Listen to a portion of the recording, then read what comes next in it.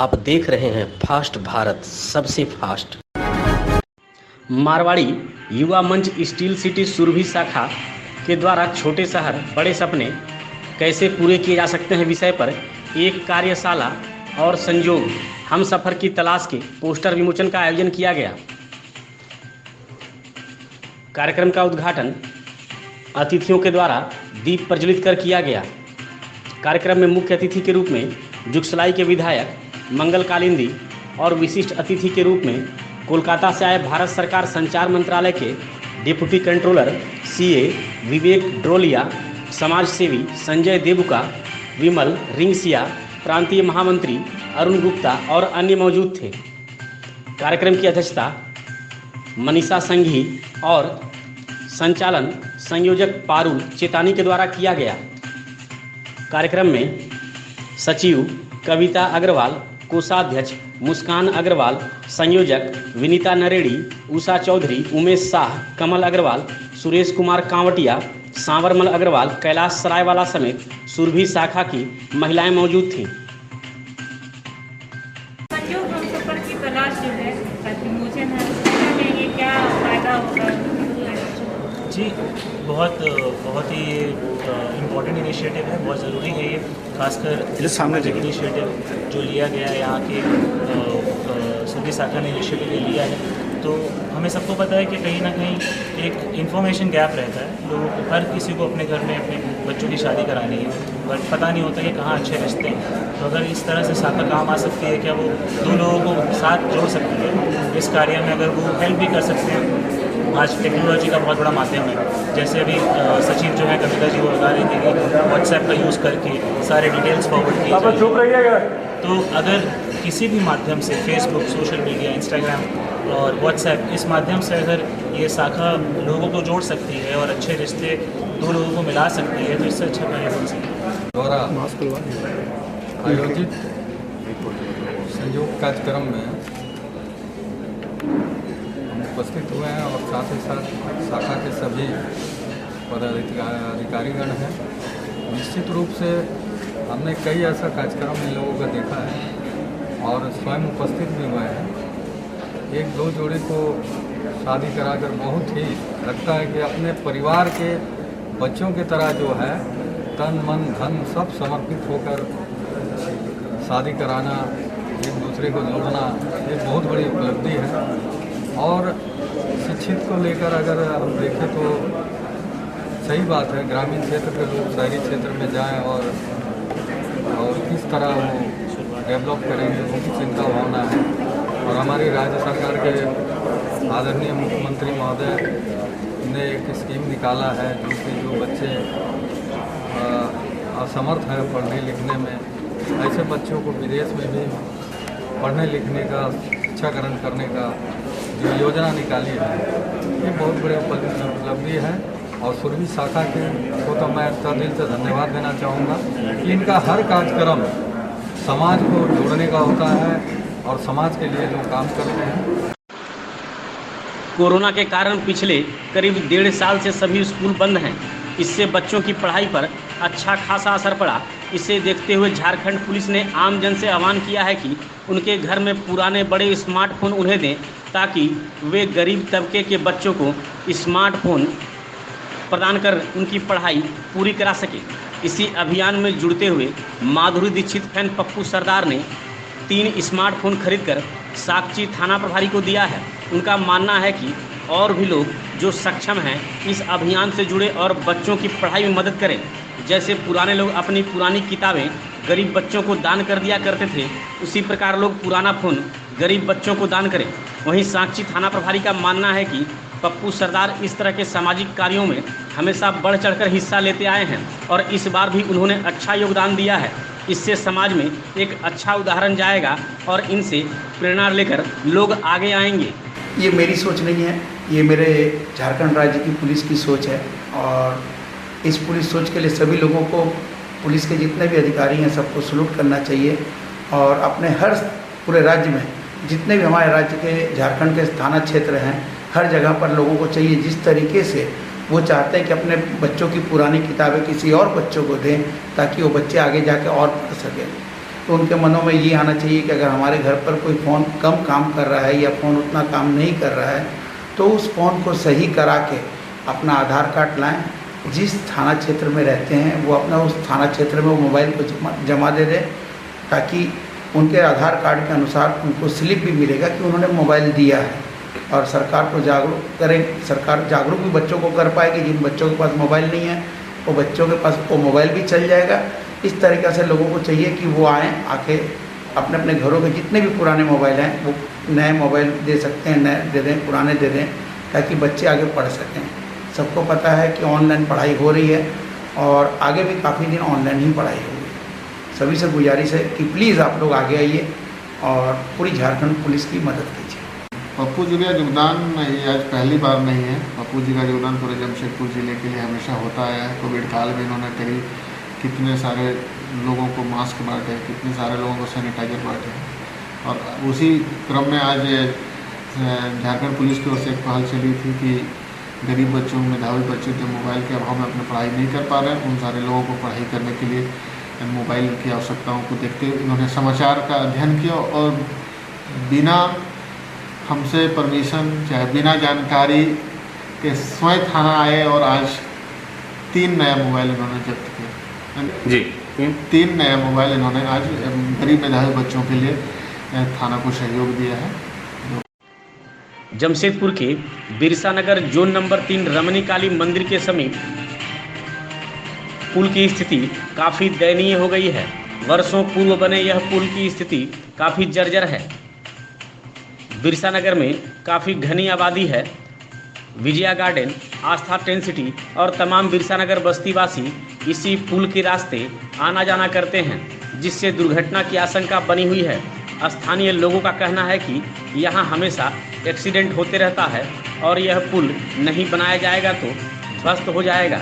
लोगों के द्वारा विधायक सरयू राय से इस पुल को बनवाने की मांग की गई है, ताकि लोगों को आने जाने में असुविधा ना हो और बड़ी दुर्घटना से बचा जा सके। क्या तकलीफ है बोलिए? क्या बोले हैं, देख रहे हम लोग का ये नाली नाला ये आज का नहीं है सर, बहुत दिन का है, काफ़ी दिनों से। मेरा बचपना यही बीत गया।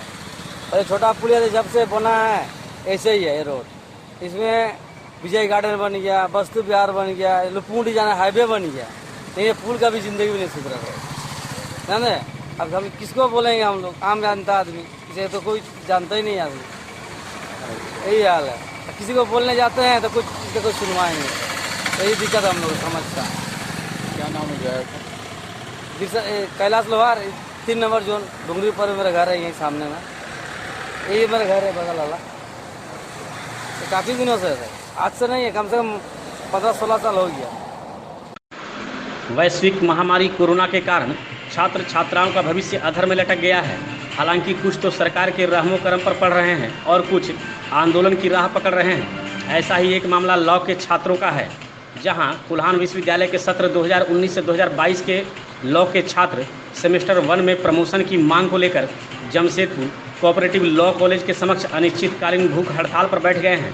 छात्रों ने कैरियर का हवाला देते हुए विश्वविद्यालय प्रबंधन से उनकी मांगों पर गंभीरतापूर्वक विचार करते हुए प्रोन्नत किए जाने की मांग की है। साथ ही चेतावनी दी है कि अगर विश्वविद्यालय प्रशासन और सरकार उनकी मांगों को नहीं मानती है तो आगे उग्र आंदोलन किया जाएगा। छात्रों ने बताया कि उनके परिजन काफ़ी गरीब हैं और बेहतर भविष्य के लिए अपना पेट काट कर उन्हें पढ़ा रहे हैं। ऐसे में 2 साल बर्बाद होने से उनका पूरा करियर तबाह हो जाएगा।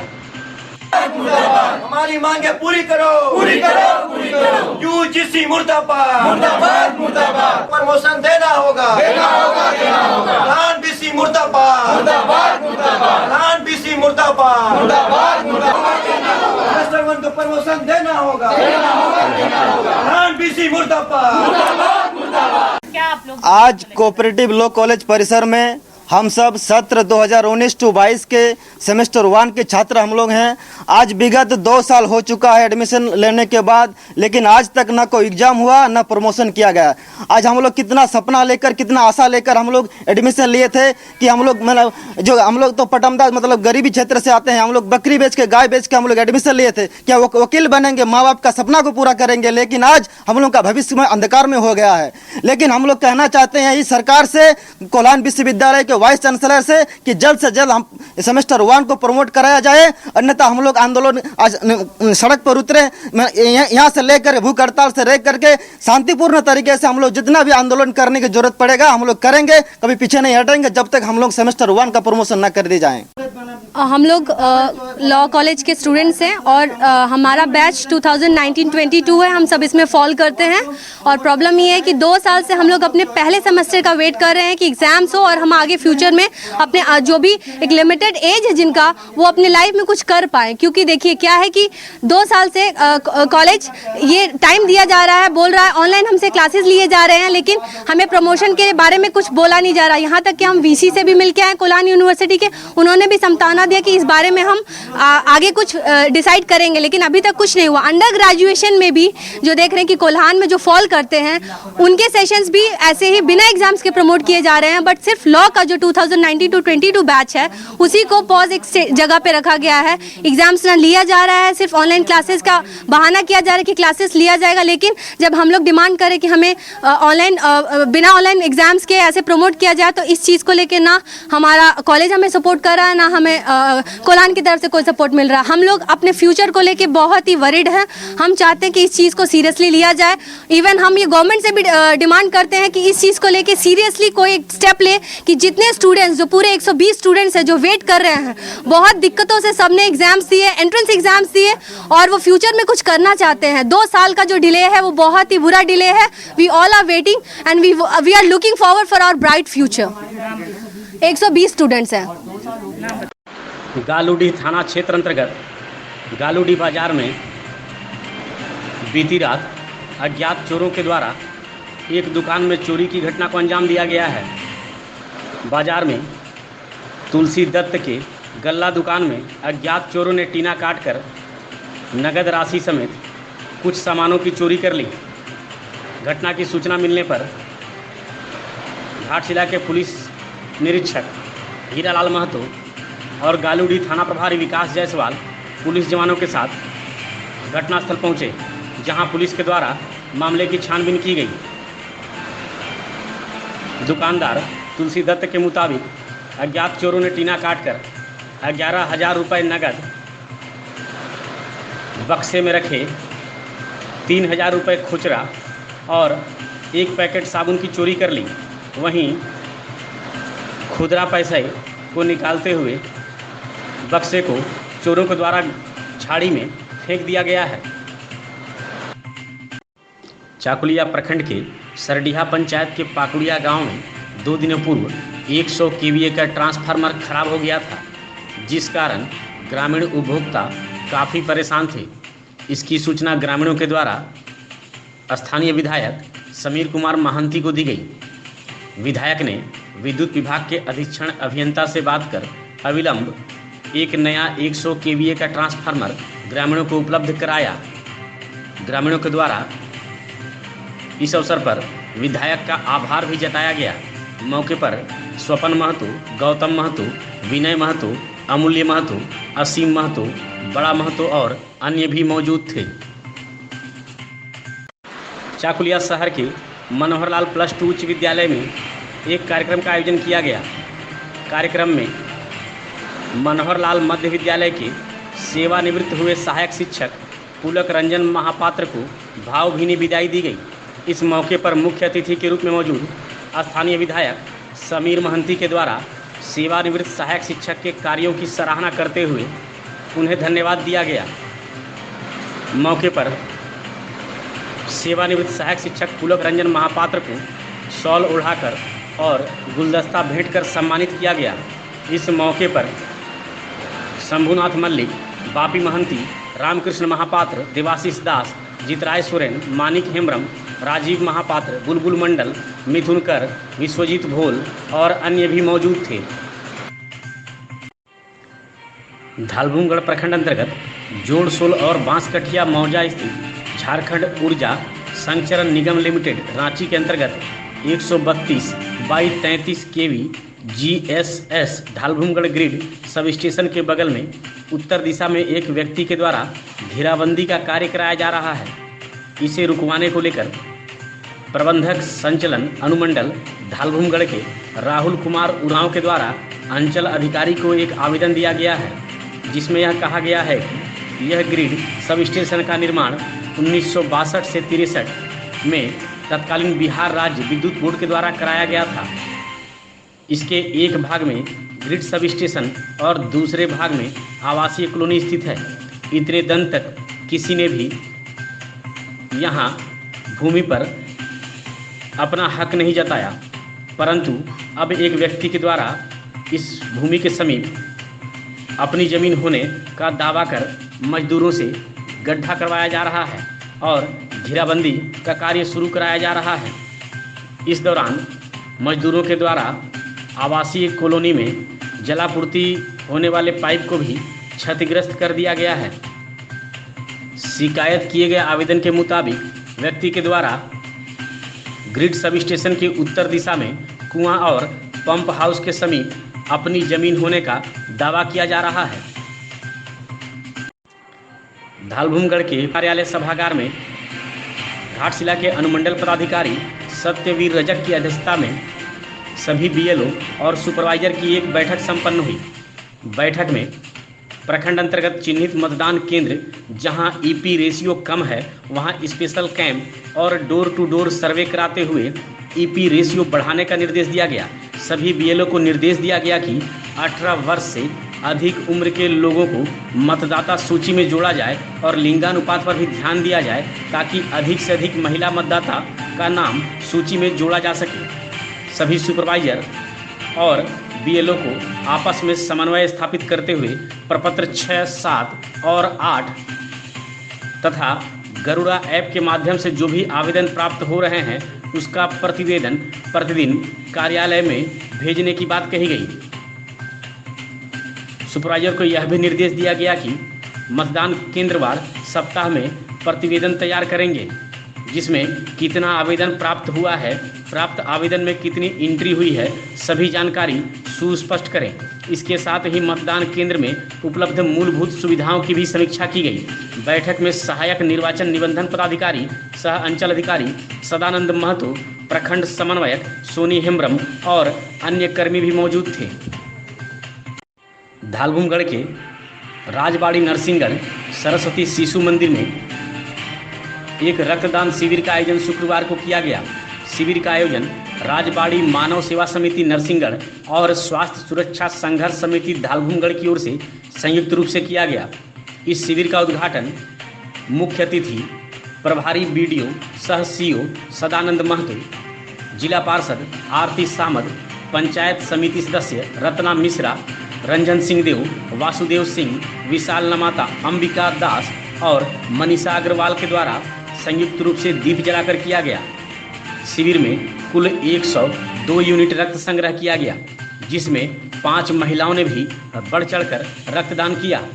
इस मौके पर जमशेदपुर से पहुंचे सांसद विद्युत वरण महतो ने रक्तदाताओं को गुलाब फूल भेंट करते हुए उनको प्रोत्साहित भी किया।